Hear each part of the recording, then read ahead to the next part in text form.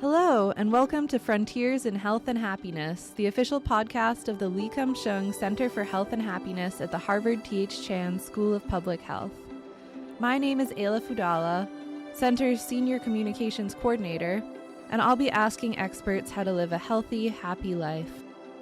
This is the third episode in our Virtues for Well-Being series. In this series, we're taking a deep dive into the virtues that shape our lives, our health, and our happiness. We've explored how purpose can inspire resilience and fortitude, and how empathy connects us to ourselves and one another. In this episode, we turn to virtues at the heart of strong communities, caring and moral character. Today's guest is Richard Weissbourd, senior lecturer at the Harvard Graduate School of Education and a nationally recognized leader in the study of moral development in children and teens. As director of the Making Caring Common project, Mr. Weissbourd spearheads efforts to put moral development at the heart of child raising by equipping parents and schools with research-based strategies to nurture empathy and justice. He also leads the Turning the Tide initiative, dedicated to reforming college admissions by promoting ethical character, reducing excessive achievement pressure, and expanding equity and access. Today, Mr. Weissbourd will help us explore what it means to raise caring, moral children in a complex world, and how parents and educators can work together to help kids thrive, not just succeed. My first question is, what does it mean to be a moral, caring person, and how do you define and measure these qualities? Well, let me take up the first one. When I think about morality and in our work on morality, it's not about moral beliefs. It's not about whether you're pro-life or pro-choice, for example. It's about certain moral capacities. So the capacity, the motivation to care for other people, the motivation to pursue justice, we call that moral identity, the capacity to manage destructive feelings like shame, jealousy, envy, arrogance, things that can cause you to transgress. It's empathy. It's the ability to take other perspectives, feel how other people feel, care about other people. So we're really talking about certain moral capacities. You define these in each one in different ways. You measure each one in different ways, and they're hard to measure. I mean, all of these are hard to measure to some extent, but there are certainly ways that you can measure them.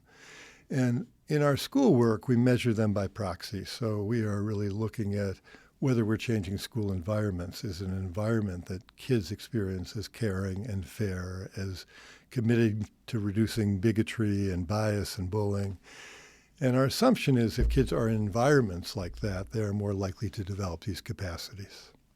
How would you measure if a child was caring? Is there a way to measure that at all? Well, we do this on surveys. There are altruism scales that are validated. There are empathy scales that are validated. All of these have problems, but there are ways you can do that. Ways you can do that. I tend to think that the best way to do this is often by looking, behavioral observations that teachers make, that other students make. Hopefully you can get other people, and rarely you can get sort of 360 evaluations, but that are looking at people's actual behavior day to day and whether they are attuned to other people, supporting other people, helping other people. All those are meaningful indicators. Right. So when you say caring, you mean altruism, acts of service for others? Well, I would say caring is generally comprised of a few different things, as is empathy. One is a cognitive component. It's being able to take someone else's perspective. Like one of the things I'm not crazy about the golden rule is treat other people the way you want to be treated. It's really you should treat other people the way they want to be treated. And that often requires taking other perspectives. I think caring also involves tuning into other people's feelings, knowing what they're feeling, experiencing those feelings.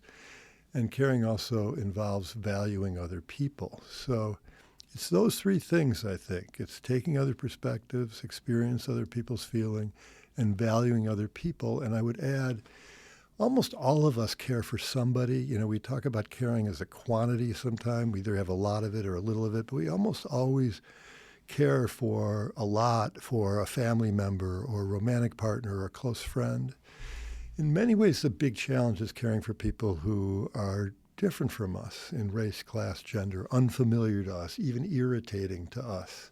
If we want to live in a society that works democratically, that functions, that supports collective flourishing, we have to help kids not just care for people who are like them, but care for people that are different from them, and even care for people who may annoy them. There's an art to caring. It's a skill, too.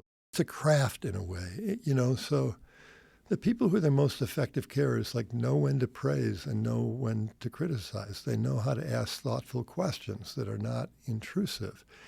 It's a skill that we need practice and we need feedback to get better at, and particularly kids need practice and feedback.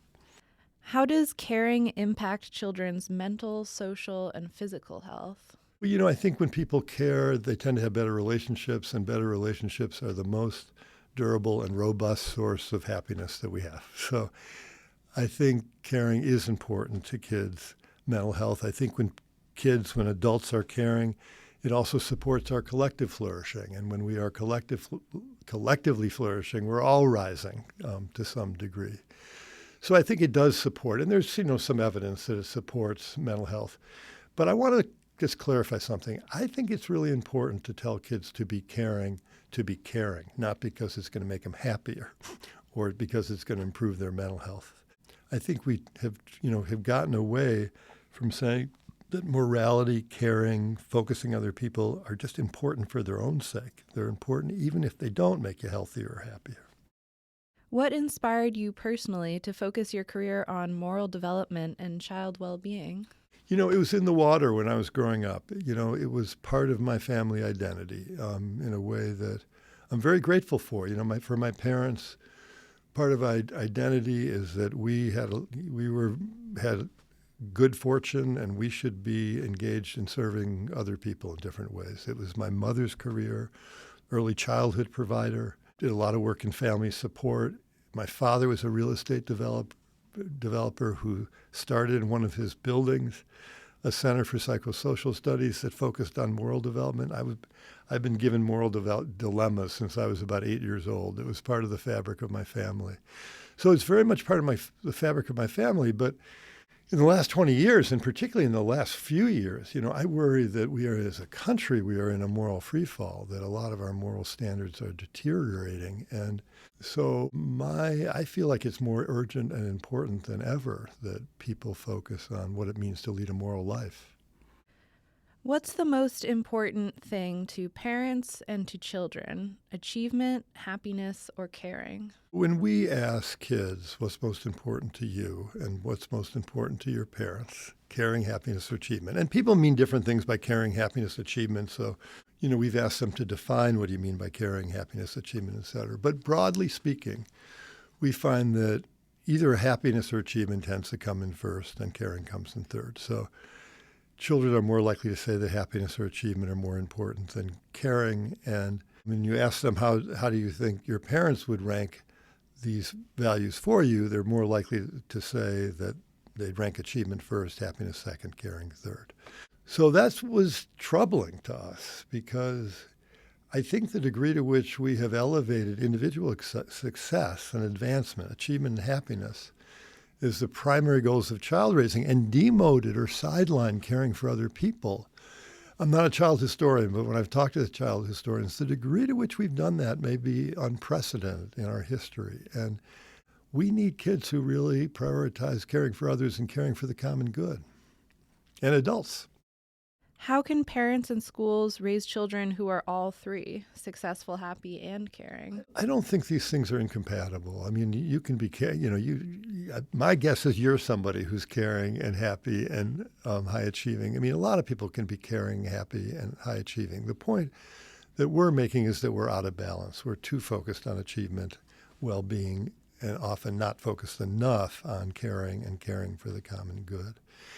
And, your question's a big one because there's so many things that parents can do to support achievement, support happiness, support caring. But I would put two things front and center, I think. One is caring relationships, supporting your kids and having close relationships because they are so important to well-being. and helping your kids find what's meaningful to them and gives their life meaning and a sense of purpose. It doesn't need to be one thing. It doesn't need to be a single purpose, but things that are meaningful. And I think, one of the problems I'm having with the mental health, the way we talk about mental health problems in this country is that a lot of it is, it's focused on therapy and medication. I don't think we're going to therapize or medicate our way out of this mental health problem.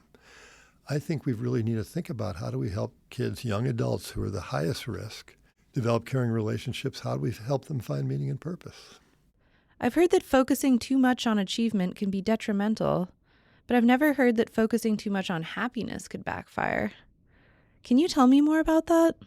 Yeah, I think focusing on happiness too much can backfire. Just to give you an example, I see parents on playgrounds sometimes, and they're focusing on their kids' moment-to-moment moods. Does that make you sad? Does that make you angry? It's like the mood police are out. And, it's very important. I want to be clear about this. It's very important to get kids to identify and articulate their feelings. But I think when we focus too much on kids' feelings, it can turn their inner lives into theater. They can become too focused on how they feel moment to moment. It can make their feelings too precious. They can become too self-occupied. And we would be better if we focused less on how they were feeling moment to moment and more on tuning them into how other kids are feeling moment to moment. Because if they can tune into how other kids are feeling moment to moment, they're going to be better friends, they're going to be better parents, they're going to be better romantic partners, and those are the greatest sources of happiness that we have. So prioritizing social connection, and that eventually will lead to happiness. Yeah. Another example is in the name of promoting kids' happiness, there are a lot of parents have a kind of allergy to adversity. They're swooping into resolving minor peer conflicts. They're very quick to withdraw their kids from a team where they might lose. And dealing with adversity is core to our happiness. So, again, in the name, the things that parents can do to promote or protect their kids' happiness can unintentionally undermine their capacity for well-being. What is the Making Caring Common project, and what does it do? Making Caring Common was born out of this concern about the degree to which we have elevated individual success as the primary goal of child raising and demoted caring for other people. So part of what we're trying to do is put caring for others front and center in child raising again. And we work with schools, we work with parents on giving them, schools, parents, low burden, energizing, easy to implement strategies, tools that build empathy, that build social awareness, that build an understanding of fairness and a commitment to fairness, that build caring across difference, empathy for people who are different from you. We do research on many topics, but the last several years on loneliness, on sexual harassment, on bullying, on mental health troubles. And the reason we do that is I think things like loneliness, anxiety, depression, they're often signals of our failure to care for each other. And part of what we're doing is making the case through our research that if we focused on caring for each other more, we would have fewer of these problems. Less bullying, less mental health troubles, less loneliness. And we also do a lot of work with colleges and college admissions. And that's around changing the signals that kids get about what's important. Are there any interventions or resources available at the Making Caring Common project that can help parents and educators?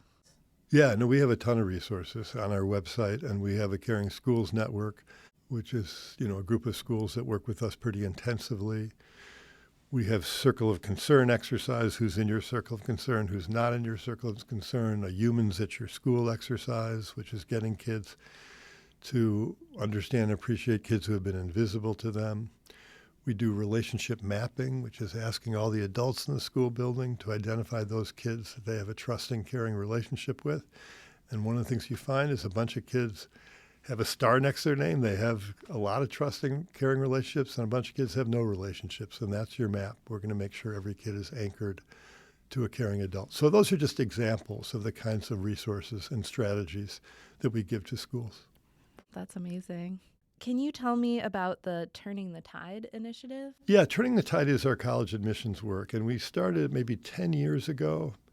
The idea is that right now, college admissions tends to send signals to kids that what matters, and particularly the elite universities send this signal, that what matters is long brag sheets. It's, how many AP courses you have, how many extracurricular activities you're engaged in, and a deprioritizing, low priority to meaningful intellectual engagement, like passion for learning, and meaningful ethical engagement, being a good person day to day, contributing to your community, caring about fairness.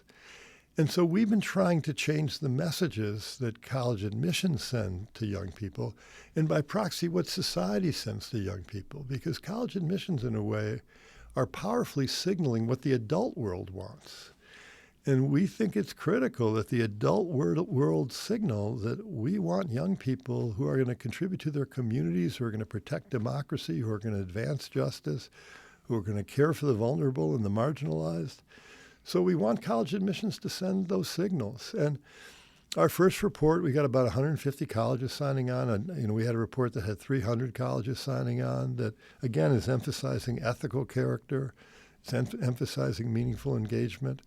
And so we're going to keep at it and we keep working with colleges around sending signals and accurately and validly assessing ethical character in the admissions process and giving more priority to kids who are meaningfully engaged ethically and intellectually.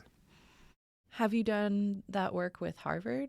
Yes, Harvard, the first Turning the Tide report, the Dean of Admissions at Harvard was very involved with, and all the Ivy League schools endorsed it, actually. Wow, that's wonderful. So if I was applying to Harvard, this would send me the signal that my resume should have just as many volunteering opportunities as AP classes and straight A's, right? We were emphasizing it's not about quantity. It's not about how many times you volunteered. It's not about how many extracurricular activities. It's not about, to some degree, how many AP courses you take, although some colleges do prioritize large numbers of AP courses. It's about quality, were you meaningfully engaged in those AP courses? Can you describe what you learned in an essay or pull on what you learned in an essay in a way that really shows that you were meaningfully engaged? When you had a volunteer or service experience, what did you learn from it? About helping other people, about yourself, about how the world changes or doesn't change in response to your actions, about whether or not you want to volunteer as an adult and, what role you want to play as an adult in providing service to others. So again, our focus was mainly on quality, not quantity.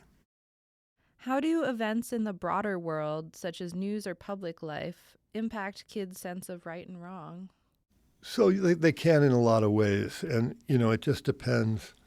If kids see a lot of adults who are corrupt or acting petty in public life, or who are lying or who are vindictive, that can all have an influence on kids. And it can suggest that those kind of behaviors are okay.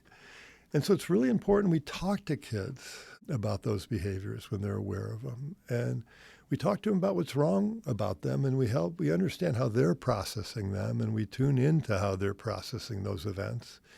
And we respond in the context of how the meaning they're making, how they're making sense of those events. Do you have any advice for parents or educators concerned about negative influences from social media on children's moral growth? I think social media is absolutely a contributing factor to a lot of emotional problems that kids are having. I don't think it's the sole contributing factor, and I worry about being too quick to blame social media for everything. I think there are a lot of other things that are going on. But I think it's really important that parents become more literate about their kids' social media use. I think it's important that parents help kids use social media positively and not just negatively, that a lot of kids are doing good things on social media. They're connecting, they're making friends, their lonely kids are meeting kids that are like them on social media. They're starting causes, and parents should know about those things too. And I think we have to really regulate the amount of time kids are on social media and on their phones. I mean, I think the movement to ban cell phones in schools is a really important movement. I think parents have to limit cell phone, smartphone, and social media use, technology use, absolutely. How does a focus on moral development in children contribute to the health and resilience of our democracy? I think democracy is largely, or in big part, only as good as the people who are participating in it, and whether they're going to honor it, and whether they're going to contribute to it, and whether they're going to be responsive to other people. I mean, if we want to have free and open debate, which I think is critical for democracy, we have to have kids who can talk to people who don't share their perspective, who have opposing views. We have to have people, well-functioning democracy. We need people who care about people who are different from them, who are understanding their biases. We need people who care about the common good, who are thinking not just about themselves, but about the common good. So I think moral development is absolutely at the heart of a functioning, healthy democracy. Finally, what gives you hope for the future of our children and our communities? There's a lot that gives me hope. I will mention a couple things. I mean, in the area of mental health, I think this is the most mental health literate, emotionally aware generation of young people in our history. The vocabulary they have for talking about anxiety and depression, trauma is entirely different than the vocabulary in my generation. I worry about too much focus on our inner lives, as I've said, but I think the appreciation for an understanding of mental health in this generation is really impressive. And I think this is the generation that is going to break the stigma around, and partly has broken the stigma around mental health in this country. So I think that's important. I also think this is a group of young people, Gen Z, who, a lot of them are initiating leading social causes, whether it's on gun violence or climate or a whole range of issues, in very impressive ways. I find this generation of young people is very focused on close relationships and how do you develop, cultivate, maintain close relationships. So I think they're very impressive in that way. So I think, it's a lot that makes me hopeful. Do you have any last words of advice for our audience? I think my one final word is that I don't think there's anything more important that we can do as parents and educators than to help kids care for other people. I think if you look at the problems we're having in our society right now, hyperpolarization, loneliness, the inability to talk across political difference, mental health troubles, the sense of dystopia, disconnection, alienation, rates of these things are high. I think all these things are puzzles with many pieces, but one big piece of the puzzle is that we haven't really prioritized caring for other people. And that our collective flourishing, our democracy, absolutely depends on our caring for other people in the common good. And it's also crucial to our happiness. So that's the message that I want to leave people with. Thank you so much to Richard Weissbourd for joining us today and sharing his expert insights on how to raise caring, moral, and thriving children. If you'd like to learn more, we encourage you to explore his books and the resources available on the Making Caring Common Project website. And don't miss our next episode, when we'll be joined by Dr. Richard Davidson, professor of psychology at the University of Wisconsin-Madison and founder of the Center for Healthy Minds. A pioneer in the science of emotion, Dr. Davidson will take us inside the brain to explore how cultivating well-being changes our minds, bodies, and the world around us. This has been another episode of Frontiers in Health and Happiness, the official podcast of the Lee Kum Sheung Center for Health and Happiness at the Harvard T.H. School of Public Health. To learn about upcoming events, visit our website, sign up for our mailing list, and follow us on LinkedIn, Instagram, Blue Sky, Facebook, and YouTube. New episodes in our Virtues for Well-Being series will air every 2 weeks. Episodes can be found on the Lee Kum Sheung Center for Health and Happiness website and YouTube channel, as well as on Spotify, Apple Podcasts, and wherever else podcasts are found. Thank you for listening.